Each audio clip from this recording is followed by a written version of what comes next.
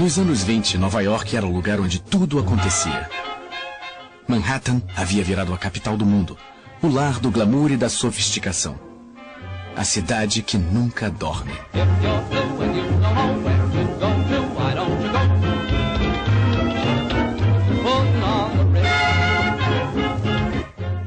Lá, jovens dançavam jazz e pessoas se tornavam milionárias da noite para o dia. Come with me and we'll attend their jubilee and see them spend their last bit. Putting on the Ritz. Foi a festa mais duradoura dos tempos modernos. Putting on the Ritz. Sem aviso, a bolha estourou. A festa acabou. Um terremoto financeiro abalou Wall Street. A história viria a chamá-lo de o Grande Crash. E ele traumatizou a nação americana. Milhares de empresas quebraram. Milhões de pessoas perderam seus empregos. Homens orgulhosos encaravam a humilhação do auxílio à pobreza e da sopa comunitária. Famílias que perderam suas posses foram viver em favelas, a um passo dos símbolos de riqueza. Como os Estados Unidos cresceram e caíram tão rapidamente? Como a locomotiva do mundo ocidental se pôs de joelhos em 1929.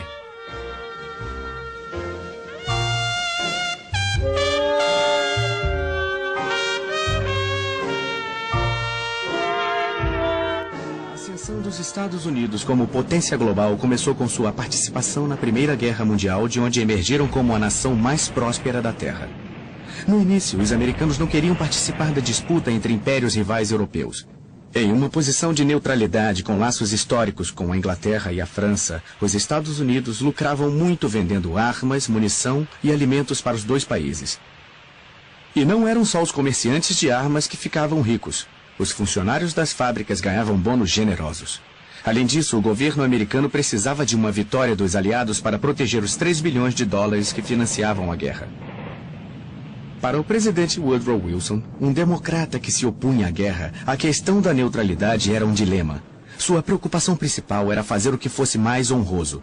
Sua simpatia natural era pelos aliados, mas ele só entraria na guerra se encontrasse argumentos morais para isso. Quando o presidente americano descobriu que a Alemanha planejava em segredo oferecer grandes áreas dos Estados Unidos ao México, caso fosse vitoriosa, ele resolveu agir. Os Estados Unidos entrariam naquela que ele chamou de guerra para acabar com todas as guerras. No verão de 1917, as tropas americanas rumaram para os campos de batalha europeus. Johnny, get your gun, get your gun, get your gun. Take it on the run, on the run, on the run. Here. Nos campos de batalha franceses, onde o combate era mais intenso, chegou-se a um impasse, com baixas apavorantes. Milhões haviam morrido dos dois lados.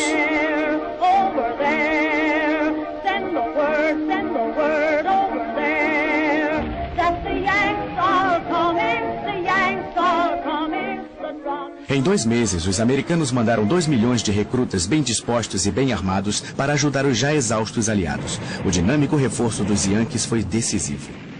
Pela primeira vez em 4 anos de uma batalha acirrada, os soldados alemães bateram em retirada. Em 11 de novembro de 1918, um armistício deu fim à Grande Guerra. O mundo inteiro comemorou. O presidente Wilson viajou para a França, onde foi saudado como um anjo da vingança. A investida americana de última hora ajudou os aliados a vencer a guerra e salvou a vida de muitos franceses. Mas em Paris, onde o Tratado de Versalhes seria negociado, o programa de paz não foi tão bem recebido pelos franceses, cuja sede de vingança discordava do desejo idealista de Wilson de evitar guerras futuras. Ao voltar para casa, Wilson descobriu que o ânimo de seus conterrâneos havia mudado. Muitos americanos, especialmente os republicanos que então controlavam o Senado, não queriam continuar envolvidos com assuntos europeus. Os Estados Unidos não assinaram o Tratado de Versalhes e a derrota democrata nas eleições presidenciais de 1920 marcou o fim de Wilson e de sua busca pela paz mundial. Em meados dos anos 20, até o Velho Oeste havia sido posto a serviço do enorme surto de energia industrial e engenharia que estava transformando os Estados Unidos. Os grandes espaços abertos, ricos em recursos naturais, estavam sendo explorados. As cidades se tornaram movimentados centros comerciais. Navios cheios de imigrantes traziam mão de obra barata para o país que agora era o mais rico do mundo. Com os juros, os empréstimos feitos para os aliados durante a guerra chegaram a 12 bilhões de dólares. Quase todas as nações do mundo ocidental deviam dinheiro aos Estados Unidos. Os Estados Unidos haviam se tornado uma enorme potência industrial e o maior de todos os empresários. Numa época em que os Estados Unidos eram admirados em todo o mundo pela vitalidade de sua liberdade e pelo modo como recebiam os pobres e famintos da Europa, havia um exército sinistro de racistas radicais que se auto-intitulavam Ku Klux Klan, marchando pela capital do país sem que ninguém se pronunciasse contra eles.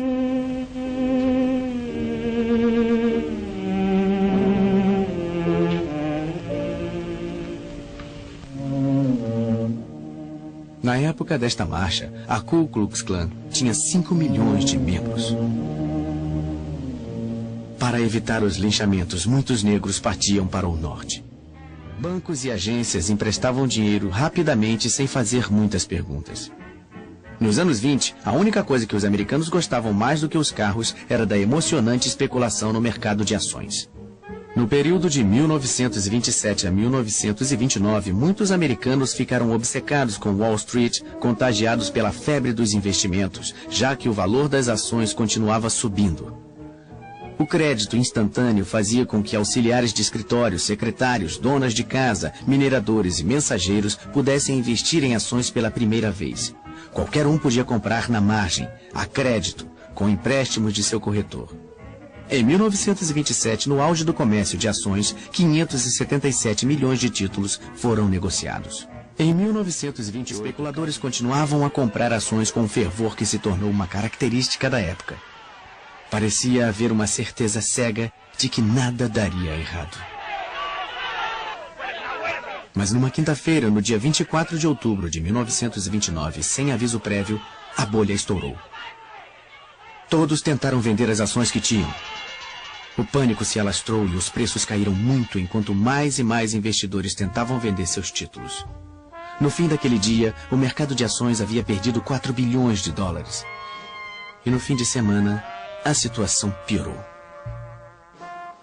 O povo andava desnorteado pelas ruas tentando entender as notícias. Muitos corretores que venderam suas ações na margem haviam feito empréstimos nos bancos. Os bancos começaram a exigir o pagamento dos empréstimos. Para pagar os bancos, os corretores cobraram as dívidas de seus clientes. E a única forma de os clientes conseguirem pagar aos corretores era vendendo suas ações a qualquer preço. Corretores e investidores tomados pelo pânico venderam mais de 16 milhões de ações em um dia, que ficou conhecido como a Terça-feira Negra. A queda das ações gerou um prejuízo de 14 bilhões de dólares. Houve raiva pelo modo como os negociantes jogavam com o dinheiro que não era deles. Trabalhadores comuns viram seus investimentos virarem pó. Nem os ricos e famosos foram poupados. Como consequência imediata da quebra da bolsa, aqueles que tinham economias depositadas em bancos correram para sacar seu dinheiro com medo de que ele se perdesse. Diante da corrida pelo dinheiro em espécie, incapazes de recuperar os empréstimos de especuladores falidos, os bancos foram forçados a fechar as portas e declarar falência. Muitos perderam as reservas de toda uma vida e não tinham outra fonte de recursos para enfrentar a crise. Sem conseguir os empréstimos bancários necessários para fugir da tormenta, as empresas foram forçadas a fechar e milhares de trabalhadores ficaram desempregados. Pais que perderam suas casas tinham um semblante torturado de homens que sentiam ter fracassado com... As reverberações do crash da bolsa se fizeram sentir em toda a economia mundial. Os bancos americanos que emprestaram dinheiro para a Europa para ajudar no processo do pós-guerra cobraram as dívidas numa tentativa de se manterem funcionando. A cobrança gerou uma crise financeira no exterior e os bancos americanos não conseguiram juntar o dinheiro necessário para sua própria recuperação.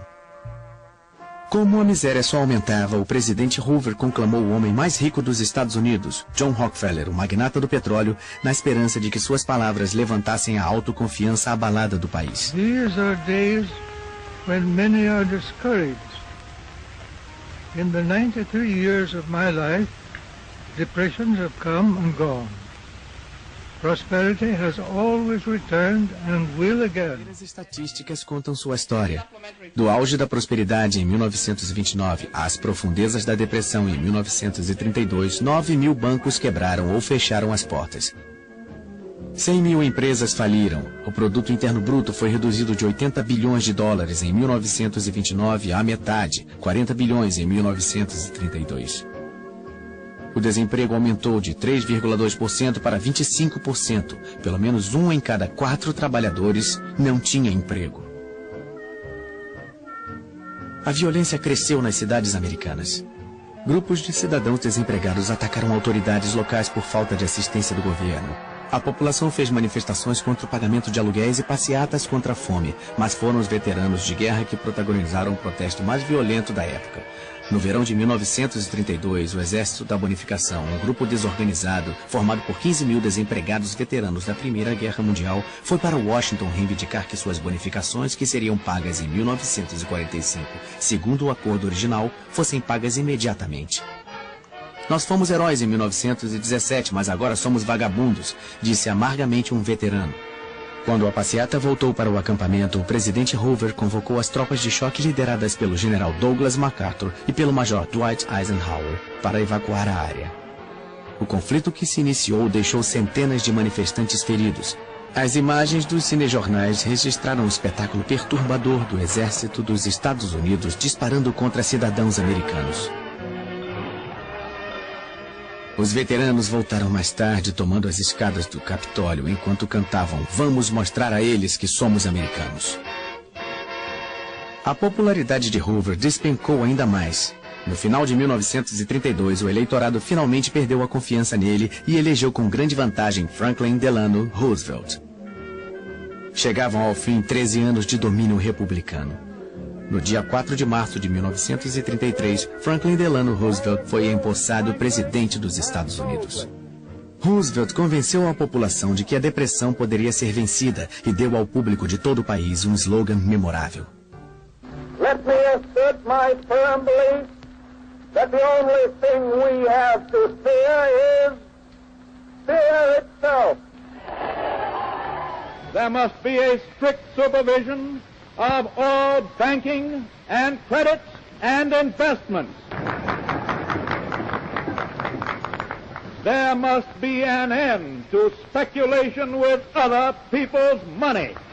O primeiro ato do novo presidente foi tomar as rédeas do sistema bancário, que estava fora de controle. Ele fechou todos os bancos do país por 4 dias para que fosse realizada a análise de suas contas. Só puderam retornar suas atividades os bancos que tinham gerenciado corretamente suas contas e dispunham de suficiente dinheiro em espécie.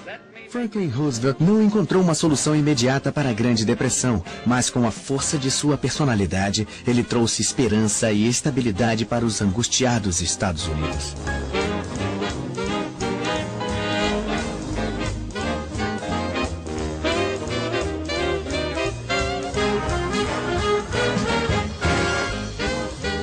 Aqueles que sobreviveram às tormentas que se seguiram ao crash da Bolsa de 1929 se lembrarão para o resto da vida dos anos que o precederam. Uma década idílica, divertida, irresponsável, porém maravilhosa. Os loucos anos 20.